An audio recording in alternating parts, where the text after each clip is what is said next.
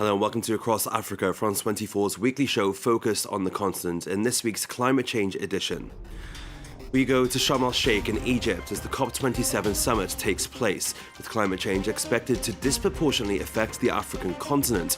We ask what future lies in store and if the goals of today are not met or changed. Countries across the continent are already feeling the heat. Rwanda has already seen its fair share of weather disasters, but a new project plans to mitigate the impact. Welcome news for the nation's vulnerable tea industry. And Kenya's worst drought in 4 decades has led to the death of hundreds of animals in the country's nature reserves. While Nairobi seeks to enforce its conservation efforts, authorities say more loss of life could be on the way. But first, let's head to Alexandria, Egypt's second largest city and also home to the country's largest port. Situated on Egypt's northern Mediterranean coast, the UN has estimated that 1/3 of the city could be underwater or uninhabitable by 2050 as sea levels rise. Caroline Lamberley explains why experts are on edge about the historic city's future. It's an emblematic site in Alexandria. The citadel of Kite Bay was built in the 15th century on a narrow strip of land, exposed to the elements. It's the city's most vulnerable landmark, and the authorities have tried to protect it with massive concrete blocks. But those efforts have come up against other kinds of barriers. We're trying to get the required funds as the projects to protect the coastline are very expensive. They require huge concrete blocks, and one of the challenges is that we can't work all year round. We can only work when the sea is calm. Otherwise, we can't use our equipment. The UN has estimated that 1/3 of Alexandria will be underwater or uninhabitable by 2050. 1.5 million out of 6 million people forced to flee their homes, 195,000 jobs lost, and $30 trillion worth of property wiped out as the Mediterranean rises and land around the city sinks. Nearby, in the Nile River Delta area, sheets of dried salt now cover former farmland. The area is one of the world's 3 most vulnerable hotspots to climate change. The land was dry before. We never had any problems with soil salinity or water. But now the water levels are high as we're close to the sea, so we started planting mango trees as they're better able to withstand thirst. Greenpeace Middle East warned against the devastating impact of climate change on the region, which is warming nearly twice as fast as the global average. Now, despite contributing to just 4% of global greenhouse gas emissions, African countries are some of the most adversely affected by climate change. Floods in Nigeria, Chad and Senegal, drought in Kenya, famine in Sudan and Somalia, and melting glaciers in Tanzania. These are just some of the ways in which the continent is suffering at an accelerating pace. As COP27 continues, Caroline Lamberley takes a closer look at what's at stake for Africa. Distinguished actions, not words. That seems to be the watchword for African countries as COP27 kicks off in Egypt. That will be the cherry on top of the cake. If we get that adaptation finance decision, which is to say, no, don't give us more finance. Please don't pledge more finance. The finance you already pledged, just tell us how you're going to do it. Let's meet twice a year. Let's have consultation. Let's see how this is going to happen. Let's be transparent, accountable, and let's see how we can country drive this and have more ownership about this. That will be a very good start. Senegalese President Macky Sall issued a similar plea as he addressed the assembly and urged those in attendance to make history. Make history by honouring our commitments, all our commitments, including the one for $100 billion per year to support adaptation efforts for developing countries, which has yet to be fully implemented.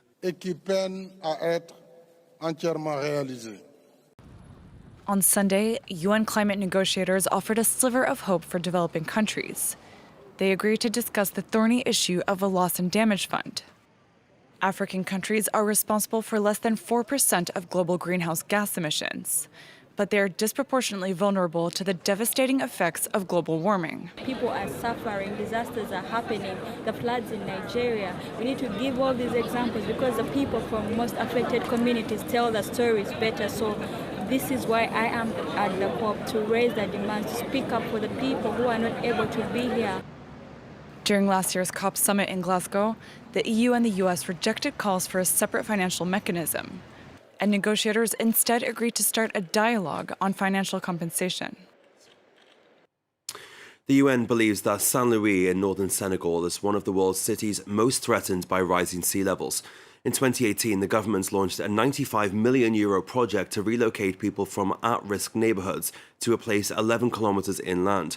The move was hailed internationally as a model for adapting to climate change, but more than 4 years on, not everything has gone to plan, as our correspondent Sam Bradpeace reports.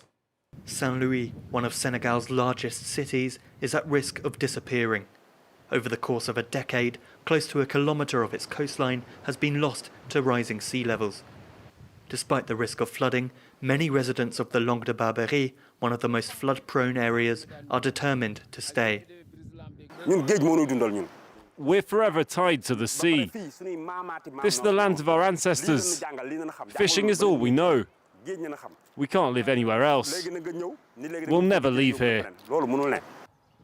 Others have accepted their fate. Ndeye Anta lost her family home to flooding 4 years ago. Today she lives in a camp with other climate refugees. Come and see where I live. Some 1,500 people currently stay in these sweltering shelters. We are cut off from the world here. We need to travel for kilometers to get to the nearest shop. We don't have water or electricity, and it is very hot inside. A more permanent settlement is being built to accommodate Ndeye Anta and others like her. The project is funded by the Senegalese government and the World Bank and aims to house 15,000 climate refugees in total. This new neighbourhood is more than 10 kilometres from the sea.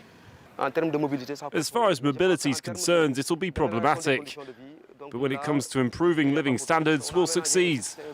We've prepared a clean site with all the essential features: a primary school, a middle school, a health centre and a market. Officials hope that the first permanent housing will be finished within 8 months. Well, in many cases, it's developing countries which are bearing the brunt of the effects of climate change.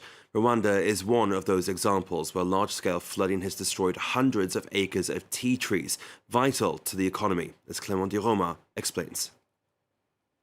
Alphonsine Mukawego is one of the first victims of climate change in northern Rwanda. In 2012, hundreds of tea trees were destroyed during violent floods. This tea is worthless, except for the fire. For the last 10 years, this mountainous region has been through many natural disasters. 200 hectares have already been destroyed. Weather extremes threaten Rwanda's green gold. Tea exports bring in around €100 million each year. 15 years ago, the rains became more intense. They caused floods. Before, the water levels were good for growing tea, but afterwards, the floods destroyed all the plantations. In 2019, Rwanda started a green project in Gicumbi to mitigate the impacts of climate change. Alphonsine had no choice but to move to the very top of this nearby hill. 50 hectares were planted here by the government to show farmers that mountain tea is a better and a less vulnerable crop. The farmers, they will benefit the income from the tea. There is no issue of flooding. There is no issue of erosion. They can harvest more than 3 times per month without any interruption. 35,000 tons come out each year from the 18 factories in the country. 95% of it is exported to the international market. Tea provides Kigali with essential revenue, so the government wants to encourage farmers to move to the hills as quickly as possible. The National Meteorological Agency forecasts more violent rains in the years to come. In the west and in the north of the country, we've noticed an increase of these extreme events.